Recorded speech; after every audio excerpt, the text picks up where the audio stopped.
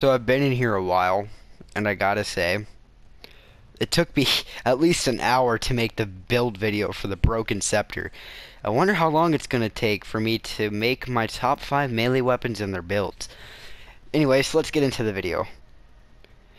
So, do you ever wonder what kind of melee weapon you should get? But you should ask me, the Melee Master, what melee weapon should you get? Fam, I got you covered. Okay, today we're going to be looking at 5 melee weapons that you yourself should get. So, these are honestly pretty simple weapons to get. Pretty easy too. We're going to list 2 honorable mentions real quick. The glaive. For any PS4 user, you should know that the glaive is out. For any PS Plus member, you can get this thing for free. This is a fantastic weapon, but if you have the Glaive Prime, or you're planning on buying the Glaive Prime like I am with the Prime Access, there's no point in getting it. But the thing already comes with a catalyst installed and a free weapon slot, so keep it while you're at it. This is my build as of right now. I'm just abusing the throwing part. It's fucking unranked too, so it's not worth it.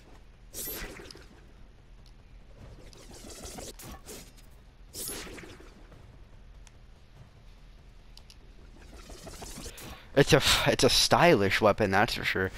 Anyways, let's get back into the video. Wait, the second honorable mention. I'm going to say, nope, not really. I don't have really any honorable mention. Besides maybe, nope, don't have any. Okay. Coming in at number 5 spot, we have the Galatine. The Galatine is a fantastic weapon for any person who loves using status or even crit. The Galatine is one of the best weapons even when you start off the game. It's a master rank 3 weapon, so you know that you're automatically gonna get it. The Galatine is fantastic and high on damage for everything. This is my null form of build, and it does just fine damaging people. Now, today we're going to be taking a look at Cleaving Whirlwind, which is the high damage stat. Plus, it's easier to get as a Tempo Royale is 10 times more rare, and I just pay, 70 plat for it, but, it's okay. Anyways, Blood Rush body count. It's 10% crit chance. It is viable enough to run a Blood Rush body count. Berserker, Jagged Edge, and Buzzkill to get yourself to that 1600 slash damage. Explode Strike, Pressure Point, Fury. These are going to be your basic mods, especially these two. Increased attack speed, increase it to 1.10, and increased melee damage. You're basically getting 220% melee damage with this mod right here.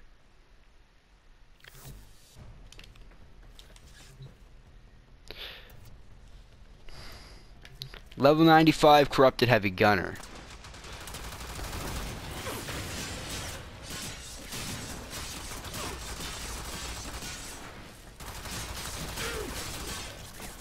If you need a good stun,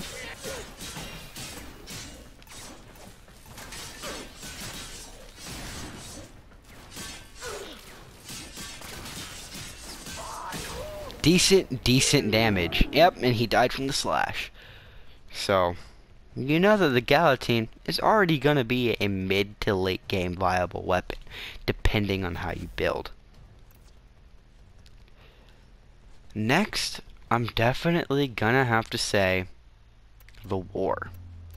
As an impact weapon, you can already see this weapon not being so hot, as it does have the potential to reach over 1,000 impact. I don't even have a maxed primed heavy trauma. We're also going to be using Cleaving Whirlwind, as it is the high damage stance mod. And it sounds amazing. This is a master rank 10 weapon, but I'm pretty sure if you can get these other 3 weapons in my list, you're definitely going to be able.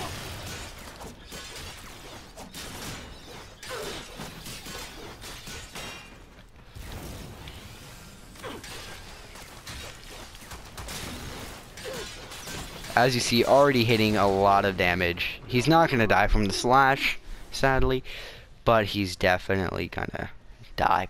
If I kept that up and I stunned him.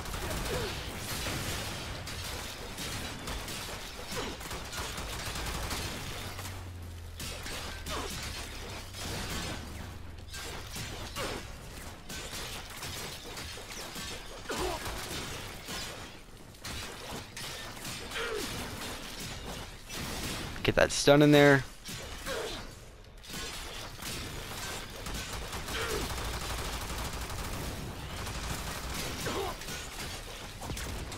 Ah, man, he was gonna die. Anyways, so the Galatine Prime, the Galatine period just beats it at slash, but the war beats it at impact and more damage. Anyways, it is late game viable as it does do more damage per second, but it does have less attack speed. Next, I'm going to have to say the Lycion. Yep, the Lycion. As it is such a powerful weapon. This thing has a 30% base crit chance, and with this build right here, you will be able to reach 100%. If you want to go for a Blood Rush body count, this is going to be the build, but I'll have you test that out in the future by yourself. This is the build I'm going to be showing you today, which is all 4 dual stat mods: Fury, Pressure Point, Fever Strike, and Shock and Touch for that corrosive damage. You can switch those the last 2 mods around and the dual stat mods around to get whatever you like to use the most. I like to go for corrosive as it does kill Grenier a lot faster. No Berserker here.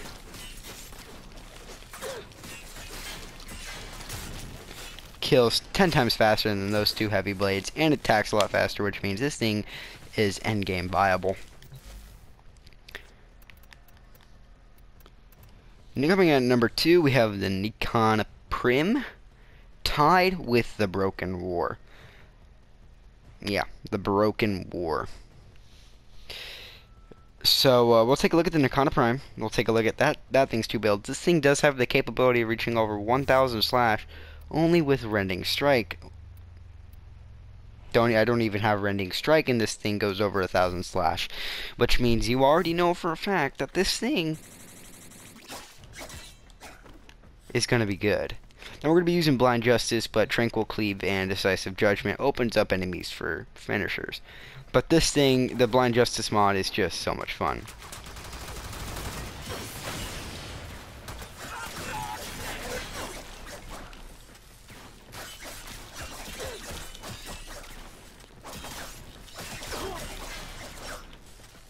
The slash is what's going to take care of this guy, but we got to proc it more.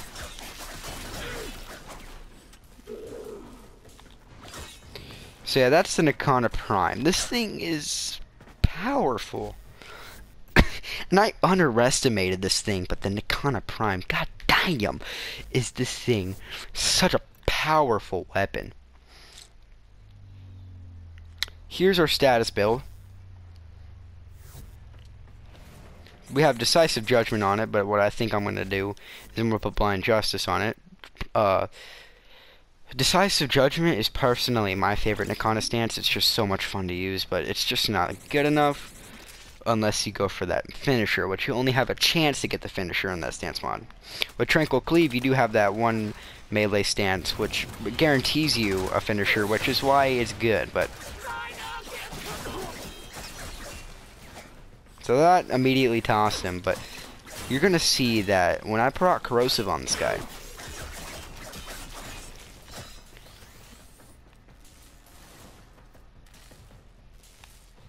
Where the hell is he? Oh, he fell, didn't he? Oh, yeah, we're gonna get a tankier frame. Or not.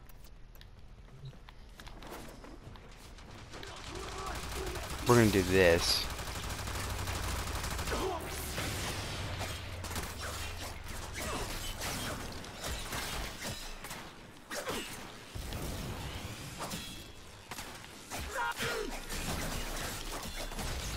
What the hell, man? I got the corrosive proc on him, but he didn't do shit. We're gonna go Inaros, because Inaros, dude, this guy's bae as hell when it comes to melees.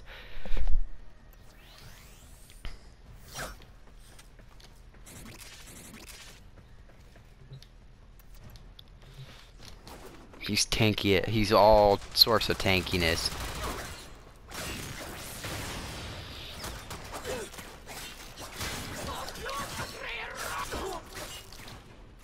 Stop knocking what the... Okay. Anyway, so you saw this is a great build. These both of them are great builds. I do not know why this guy is taking so slow. We're gonna go Volkir. I do not have Volkir Prime, sadly, but we'll get her one day. But Volkir, period, she's just fantastic.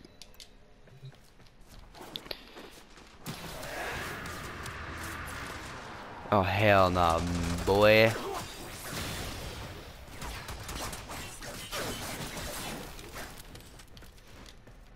God, they keep knocking off the edge. This is how this video is gonna take 20 minutes. It's just an Akana fucking up over and over again.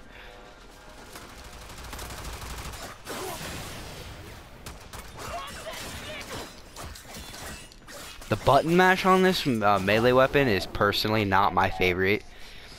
And this shit's getting fucking annoying, mate.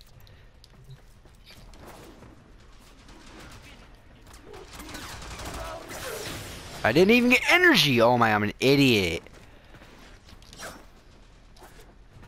You need that melee attack speed to make up for this build, because if you don't, you're not gonna have a good time.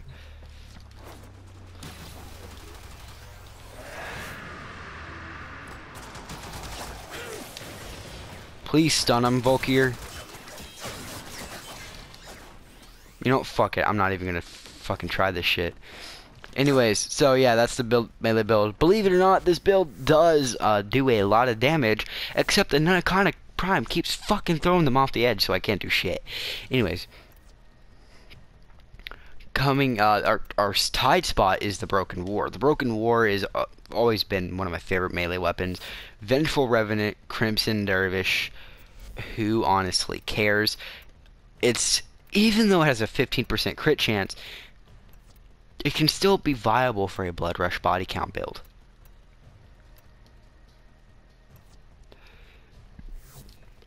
We're going to be using Volt Prime, then we're going to use Vengeful Revenant, and then we're going to use Crimson Dervish. This thing does not go for status, sadly, but I definitely would advise you to go crit. And if you want to go in-game, I'm going to say go Crimson. But as you see, it's still fucking up this guy pretty well. For a non-status, no corrosive build.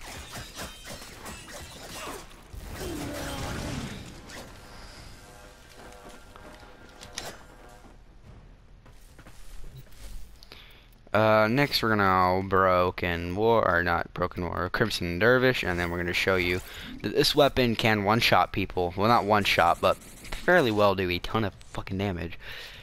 With one stance mod or the other, or one stance or the other.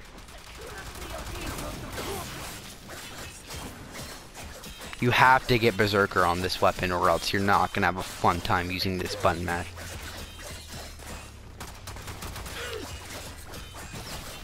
Okay, like for some reason the Broken War likes to lean people near the edge, so I can't do shit.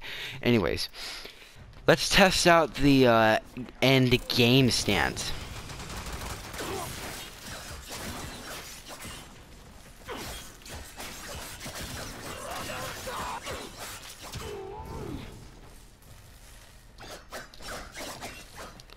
So yeah, that's the end game stance, and that's why I picked Broken Wars, because it's the highest damaging single sword in the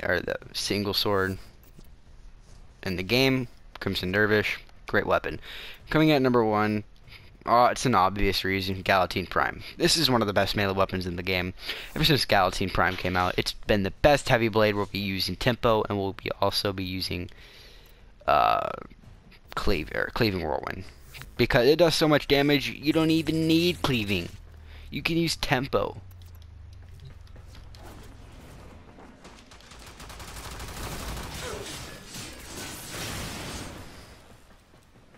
I just don't like the fact that these guys fall off the edge. It's a personal hate of mine, so I have to lean them against the wall, and sometimes, like right here, they go off the wall. The slash really helps you do that damage over time. But if you really, really, really, really, really, really want to do damage, like if you want to be end game, yeah, I'm saying end game, boy, Cleaving Whirlwind is your stance. As going into a crowd of Grineer, you will be able to like 4 or 5 shot these guys, no status at all.